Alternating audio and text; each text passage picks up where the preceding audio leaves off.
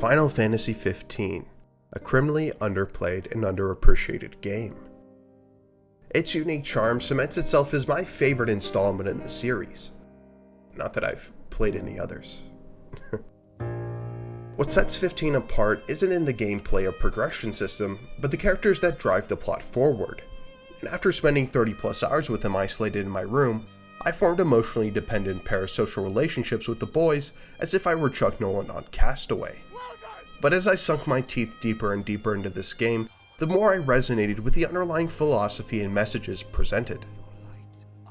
How does one overcome insurmountable odds? How do you keep going when all hope is lost? How do you avoid seduction by a 15-year-old girl who's the sister to your best friend and you have a wedding scheduled a few days from then? Really relatable questions I'm sure we've all had to deal with. Join me as we search for answers on this arduous journey and transform ourselves from fedora-tipping soy boy cucks to alpha giga chat gamers. Welcome to the newest installment of Philosophy with Phi.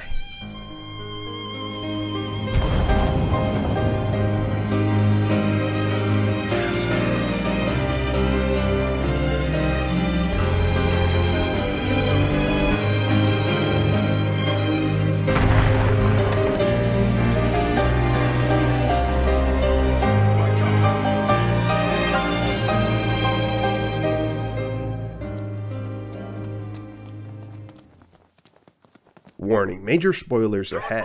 Jumping straight into the story, we find ourselves in the heart of the royal capital Insomnia, the city that never sleeps, where we're tasked by our father the king to save our English viewer retention rate at the cost of listening to men ejaculate every time they take damage. Here it comes! After an ominous message from our father, once you set forth, you cannot turn back. We head out to get hitched, acting like a depressed emo teen trying to get our dick sucked for the first 5 chapters. I really want you to see how immature Noctis is at this current point, so that his transformation in later chapters sticks out. What was that about? Look at how he tries to push hard work onto his friends. Push this thing by yourself. How unguarded and careless he is. Knocked! Get out of here! How he can't maintain eye contact when talking with a woman, so he averts his eyes downwards only to find himself now staring at a set of tits. He then tries nervously to retreat from the conversation, praying she didn't catch him looking at her chest. She did, and out of sheer embarrassment forgets to respond to the question. Gamers and Weebs rise up. Luckily, Gladios has our back, coming to our social rescue, which will be a common theme throughout this story. And in walks the main antagonist of 15. For now, let's ignore his backstory and think of Arden as the primary chaotic force that spurs Noctis to grow. Sometimes good, mostly bad. Like how he influenced Emperor Idolus to take over the crown city in greed of the light crystal, which resulted in the death of Noctis' father and thousands of Insomnia's civilians. Or that time when Arden permitted us entry to see the Titan god Archean before Empire legions committed deicide. Or that time when he... yeah, not very cash money.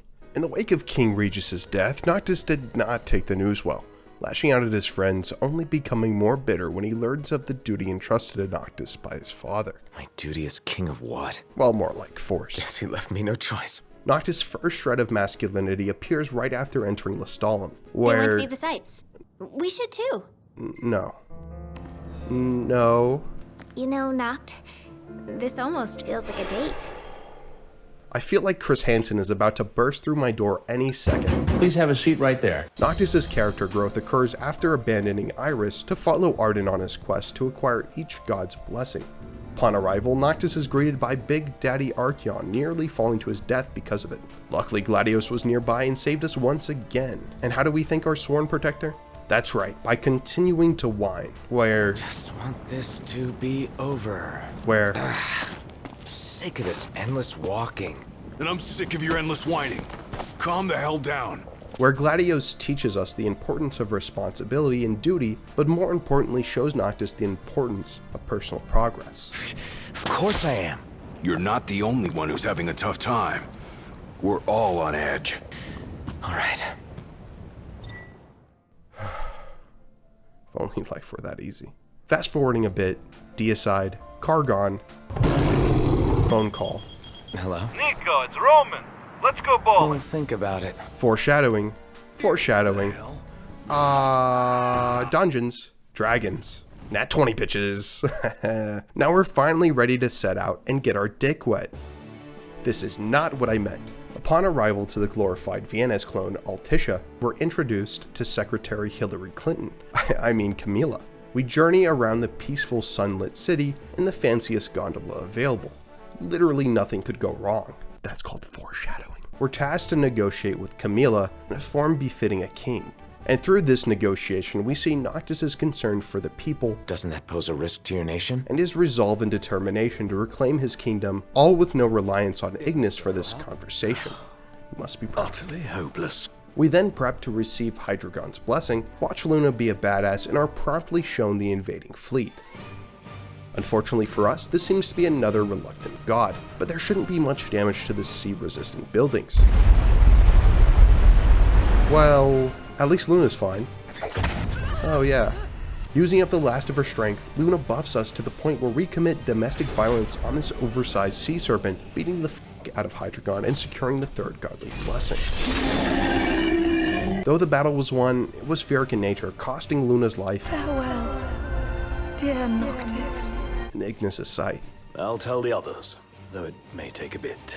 Though the costs were heavy, this leads us to the next evolution of Noctis' character. From emo teen to depressed soul and adult. I'm sorry. I'm sorry I couldn't be there for you. Not even when you needed me most. Yay! But I should probably talk about the title and address what is a man. It's easy to point out the things we find annoying, like the incessant whining and reckless abandon. Too much to ask, the royal procession sticks together. Yet it's perfectly natural to feel pain over the loss of a loved one, and crumple under the burden of high expectations. You need to grow up and get over it. What Gladio says is harsh, but true. Keep in mind that his words are influenced by the guilt he feels for letting Ignis be blinded. He is meant to be a shield after all, and yet he couldn't protect the people closest to him. Then get a grip. Pull your head out of your ass already. Sniper! Knocked! Leave him.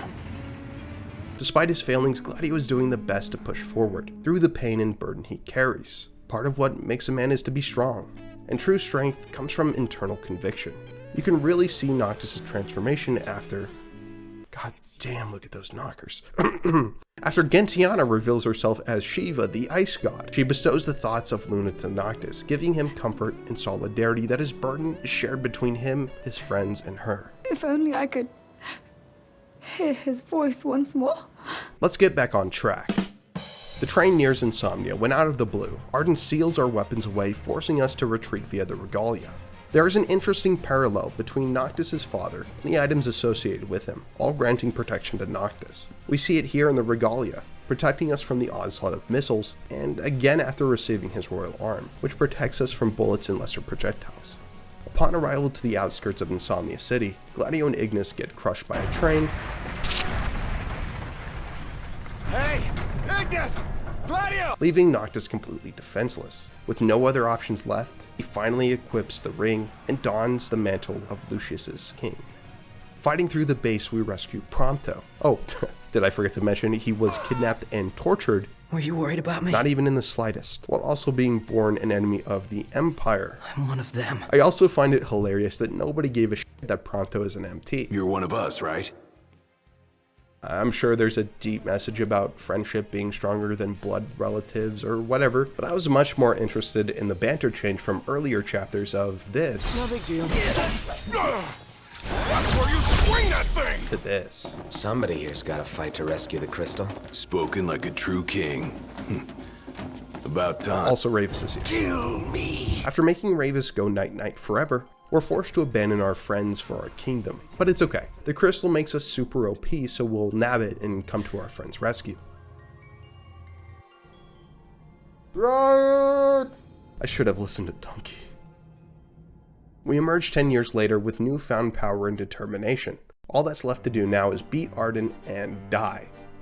Wait. Only at the throne can the chosen receive it, and only at the cost of a life his own. After this prophetic revelation, we get catcalled by a fully grown Talcott, and finally reunite with our entourage. Hey.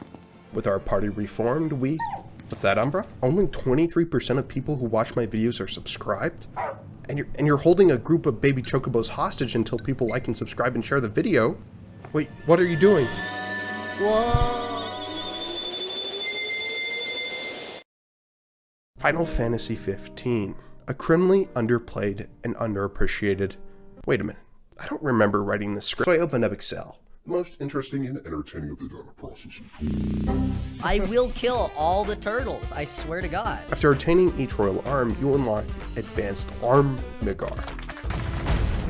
After killing Omega, we're granted Rare Metal, letting us break the damage cap for knock, nab the Black Hood for auto dodge. What's the most effective way to kill a turtle? Straw in the nose. Using this HP up, we can offset the HP loss from Rare Metal. Make sure you reach the max level of 120 for each party member and get a total of 17,969 AP to complete the Ascension tree. Anyway, thanks for tuning into this episode of Xmazation. If anyone is wondering why the video took so long to produce, it's definitely not because I spent 30 extra hours digging around on non-important side quests. Whoa. With our newfound power and stylish clothes, we make our way to the last King's Glaive camp, where we deliver a speech befitting a king. Brothers and sisters, I ask you to stand by me and fight at my side for the light and for the future of our world. With the blessing of the gods and Luna, we make our way through the barrier and politely ask Ifrit for the last godly blessing. And now that the King of Light has all 6 blessings, we make our way to the throne room, steeling ourselves for the tough battle ahead. Prompto, can I see your photos? Yeah, then it's settled. That's the one? No backsies? Yeah. Which finally brings us to our answer. What makes a man? Strength? Resolve? Intelligence? In Final Fantasy, those qualities are important, but ultimately the fight in a higher cause, a higher purpose leads to the essence of what a man should be, of what a king should be. A king at last!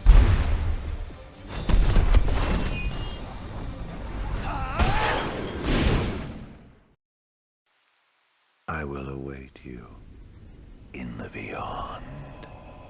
These attributes culminate in the throne room after defeating Arden. I'm ready. Damn Windows. One time!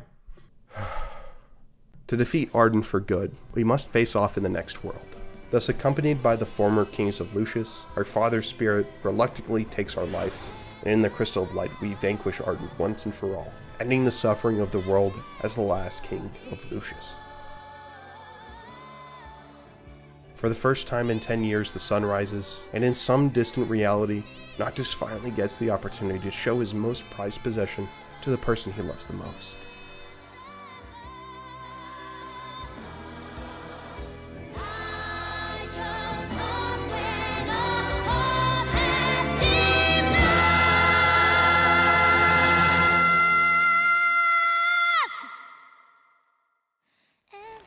How is this so hard?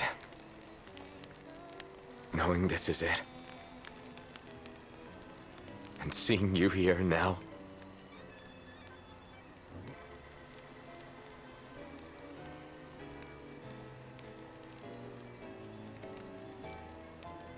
It's more than I can take.